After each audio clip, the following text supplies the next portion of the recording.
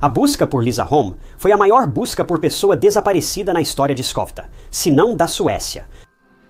A adolescente de 17 anos sumiu após seu expediente no Café Forti. A Suécia, antes conhecida pela baixa criminalidade, estava prestes a mudar com o desaparecimento de Lisa. O que aconteceu com Lisa foi além de horrível. 5 dias após o desaparecimento de Lisa, seu corpo foi encontrado e a mídia apelidou seu caso de O Assassinato da Sala de Ordenha, por razões que você terá que ouvir para acreditar.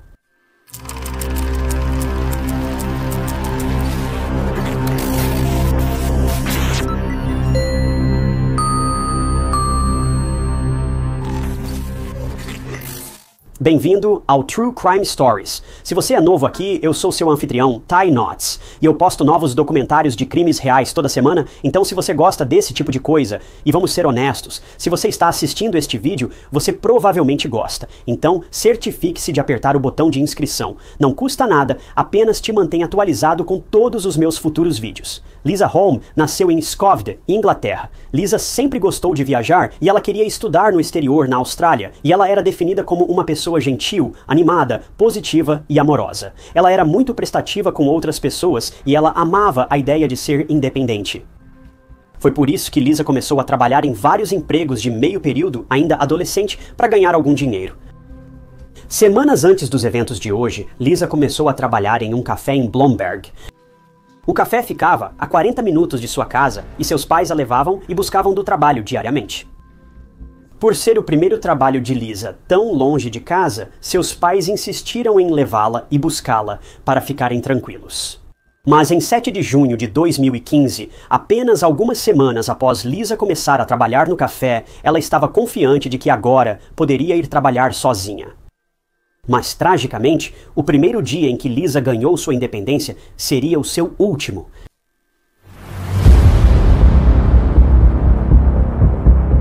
Os pais de Lisa haviam comprado para ela uma motoneta para ir e voltar do trabalho.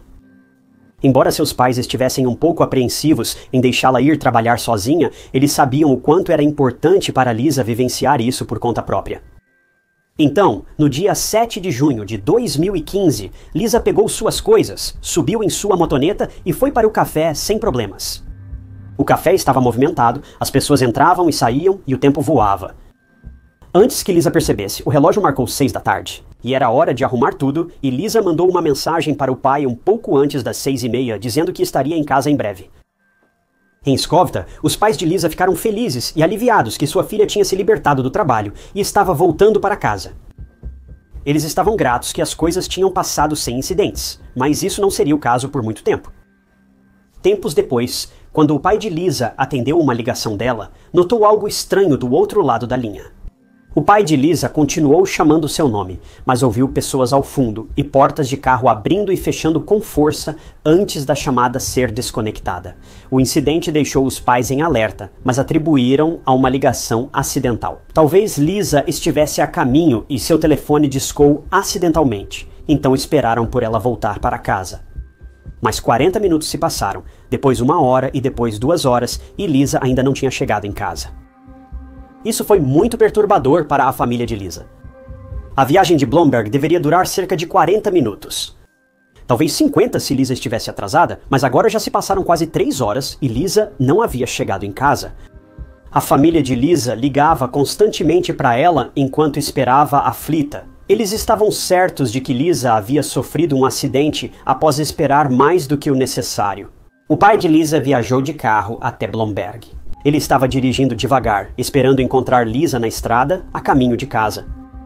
Mas conforme se aproximava de seu destino, quanto mais medo ele ficava, não havia sinal de Lisa. Ao chegar ao café, o pai de Lisa olhou ao redor procurando por ela e avistou sua motoneta. Ficou instantaneamente aliviado, pensando que ela tinha ficado com alguns amigos, mas ao se aproximar, notou algo alarmante. O capacete ainda pendurado ao lado e as chaves na ignição. Por que Lisa deixaria a motoneta desatendida assim, a menos que tivesse sido abandonada? Seu pai procurou por mais um tempo e, não encontrando Lisa em lugar nenhum, chamou a polícia por volta das 22h e relatou o desaparecimento de Lisa Holm, de 17 anos,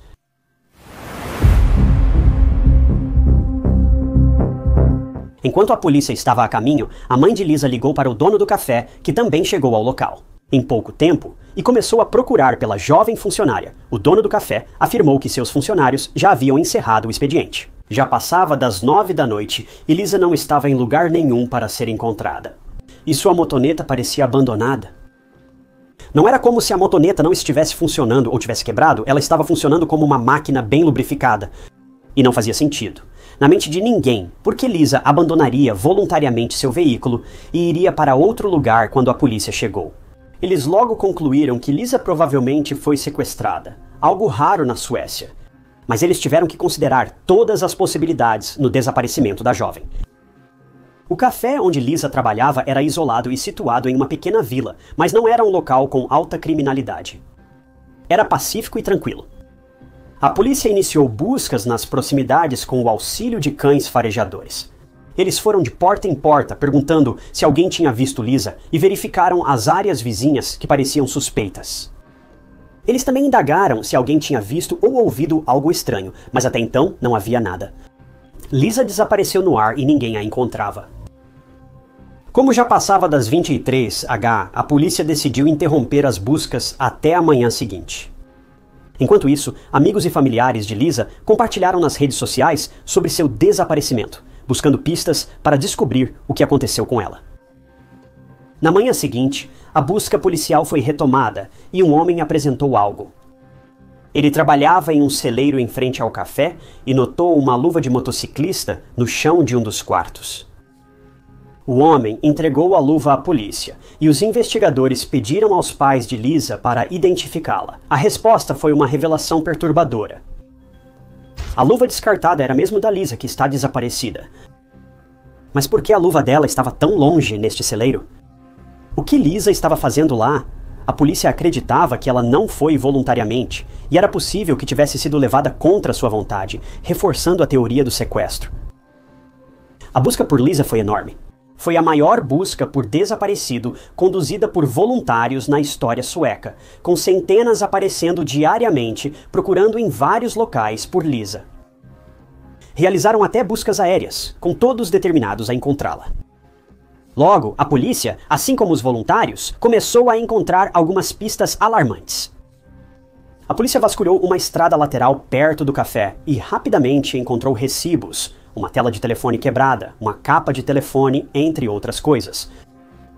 Buscas aprofundadas na estrada levaram a polícia a encontrar mais partes do telefone quebrado.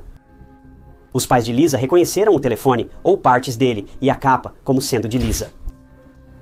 As coisas não estavam parecendo boas. Lisa havia desaparecido. Seu telefone foi encontrado quebrado em pedaços, e seus pertences espalhados perto do café, à beira da estrada. Dias depois, a identidade, licença de ciclomotor e chaves de casa de Lisa foram encontradas jogadas na beira da estrada, cobertas pela grama alta. Naquele dia, um voluntário, amigo do pai de Lisa, teve uma sensação estranha sobre o celeiro do outro lado da rua. Ao se aproximar do celeiro, ele percebeu que algo estava errado. A fita da polícia foi arrancada. Isso foi realmente perturbador, mas contra seus nervos, o homem decidiu entrar no celeiro e em minutos ele conseguiu encontrar um pequeno brinco no chão. Quando esse brinco foi mostrado à polícia, infelizmente era de Lisa. Quando vasculharam ao redor do celeiro, notaram paredes sujas, uma visão realmente bizarra. Uma amostra do resíduo foi coletada porque os investigadores tinham uma forte intuição de que isso levaria a algumas respostas, e acabou que levou.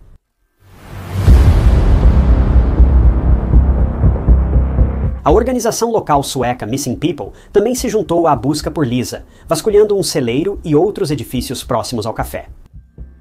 Ao chegarem perto do celeiro, voluntários foram parados por duas pessoas em um carro que informaram que a polícia já havia vasculhado o local. Essa interação deixou os funcionários da Missing People desconfortáveis. Porque algumas pessoas aleatórias tentariam impedi-los de procurar uma área específica por uma menina desaparecida. Após o carro acelerar para longe, os trabalhadores retomaram a busca e encontraram alguns itens. Eles acharam uma jaqueta rosa de motocicleta e fones de ouvido escondidos sob galhos. A polícia foi chamada e confirmou que a jaqueta e os fones de ouvido eram da Lisa. A propriedade logo estava repleta de policiais e equipes forenses. Foi quando avistaram algo mais adiante. Era um galpão. Era um espaço pequeno usado como vestiário pelos trabalhadores do celeiro.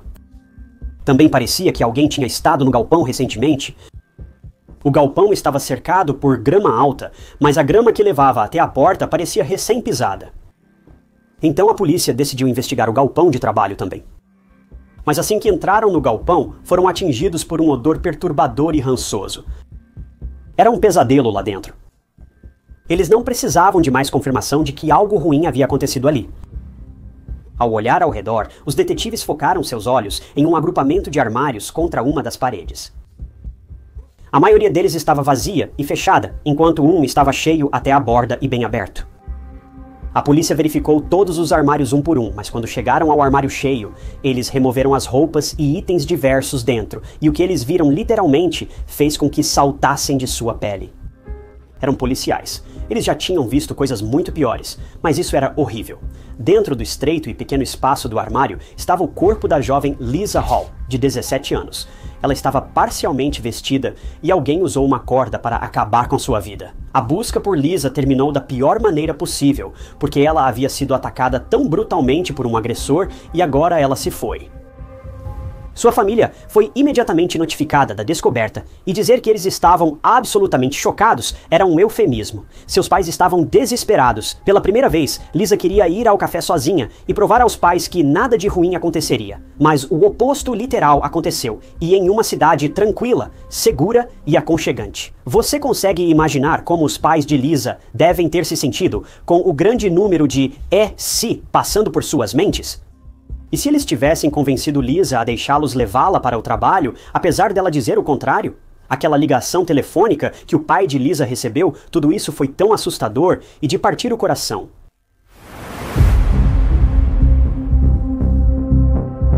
Com o corpo de Lisa encontrado, a polícia precisava pegar o perpetrador. Amostras de DNA do corpo e do galpão foram enviadas para testes. Enquanto isso, a polícia queria investigar os 2 homens que cruzaram caminhos com voluntários no celeiro.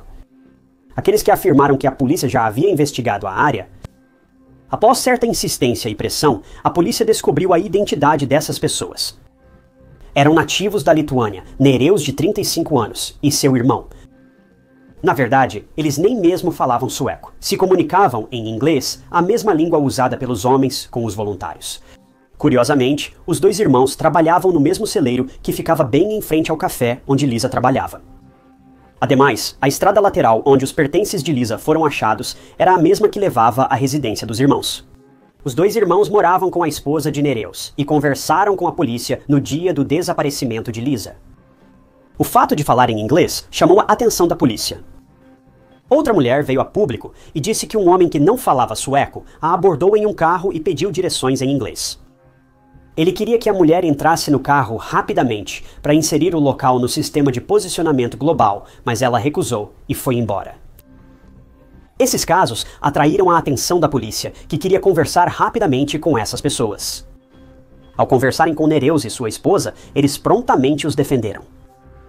Nereus disse que estava em casa no mesmo horário em que Lisa desapareceu, e sua esposa, seu único verdadeiro álibi, estava na cozinha preparando o jantar. Enquanto isso, seu irmão mais novo estava no computador de casa.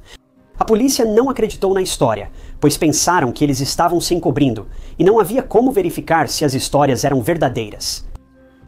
A polícia coletou amostras de DNA dos 3 suspeitos, mas sem evidências concretas, eles foram liberados. Os resultados do DNA do galpão chegaram e correspondiam a alguém, então não durou muito tempo. Havia muitas manchas nas paredes onde o corpo de Lisa foi encontrado, e para o nojo de todos, era DNA masculino. Mas o pior não é isso. O galpão tinha um pequeno espaço com uma janela voltada para o café onde Lisa trabalhava, e a maior parte do DNA masculino foi encontrada nessa parede perto da janela.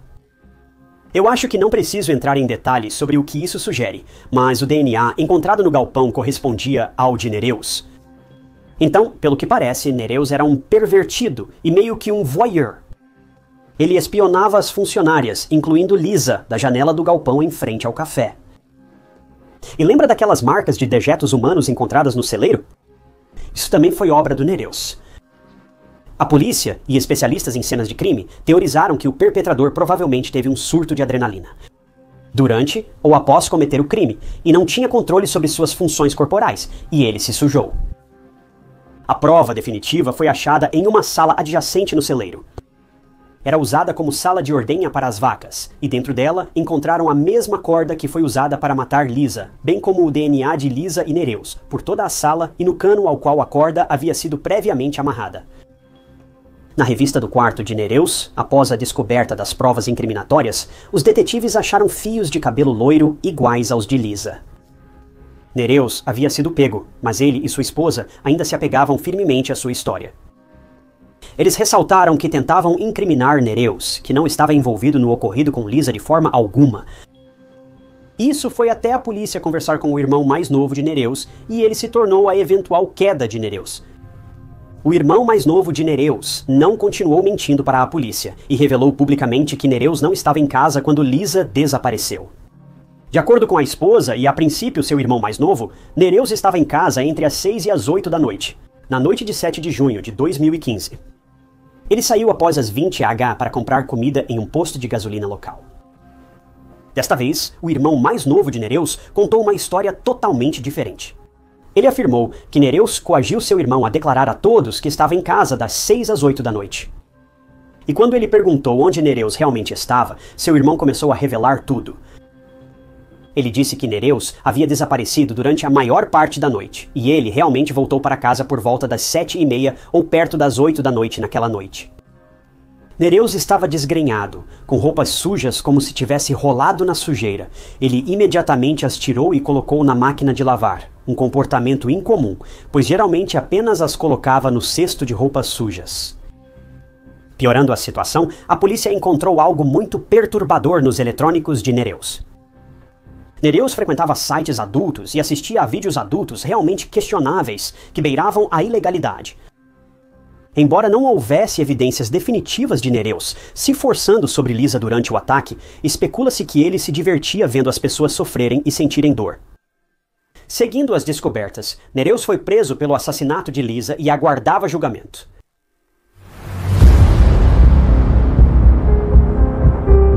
O surpreendente era que a esposa de Nereus o apoiou durante todo o seu julgamento. Ela nunca acreditou que seu marido fosse o culpado. E o casal até chegou a culpar o irmão mais novo, dizendo que ele era o que havia assassinado Lisa e de alguma forma plantado o DNA de Nereus por todo o lugar.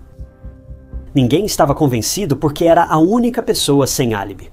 Era o próprio Nereus. A acusação apresentou seus argumentos e afirmou que Nereus vinha observando o café há muito tempo, pela janela do celeiro, espionando jovens mulheres desavisadas. Em 7 de junho, supõe-se que Nereus atraiu Lisa para seu carro ao sair do trabalho, fingindo pedir orientações.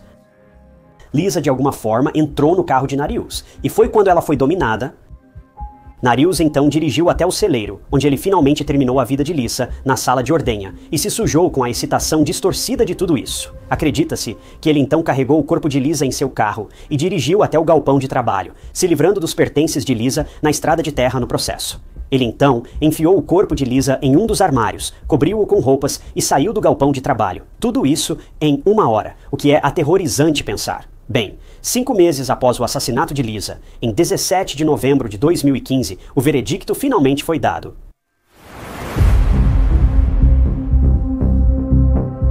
Nereus foi condenado à prisão perpétua na Suécia.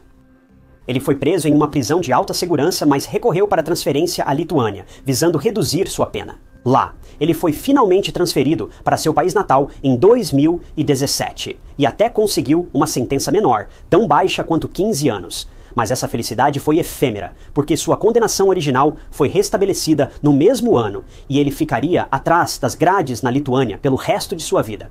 O funeral de Lisa foi realizado em 7 de julho de 2015, aproximadamente 1 mês após seu assassinato, e ela foi sepultada na igreja de Cedros, fora de Skövde. A família Holm sofreu uma perda imensa e esperava que o assassino de sua filha nunca fosse perdoado. Porém, outro acontecimento levaria a um desfecho muito insatisfatório para este caso. Odeio que ainda estamos falando sobre Nereus, que não merece mais atenção, mas foi relatado que ele foi provocado e intimidado na prisão, a ponto de ser espancado até ficar roxo. Este assédio seguiu Nereus até a Lituânia também.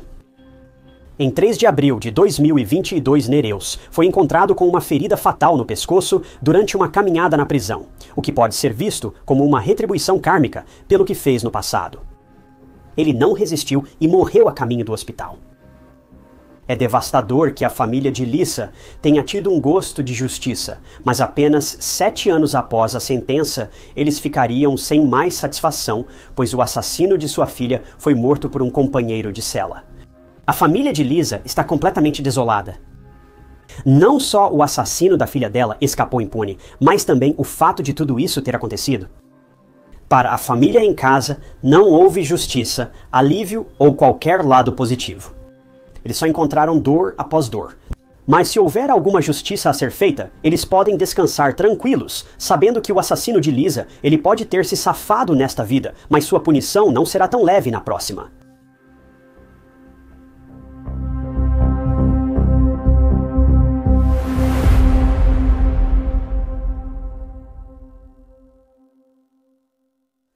Obrigado por acompanharem mais um episódio de Histórias de Crimes Reais. Gostaria de agradecer especialmente a alguns membros do canal, como Jade Marie e George Bacaver. Se você também quer se tornar um membro do canal, terá acesso antecipado a novos vídeos, e é uma ótima maneira de apoiar e ajudar o canal. Agradeço de coração a todos que tomaram essa decisão. Para se juntar, clique no botão de adesão abaixo do vídeo ou use o link na descrição. Não se esqueça, as camisetas de Histórias de Crimes Reais estão disponíveis. Pegue a sua no link da descrição. Como sempre, se gostou do vídeo, confira outro caso interessante que cobri. Não se esqueça de se inscrever. É gratuito e mantém você atualizado com meus futuros vídeos. Mas meu nome é Tyke Knotts e eu vejo vocês na próxima.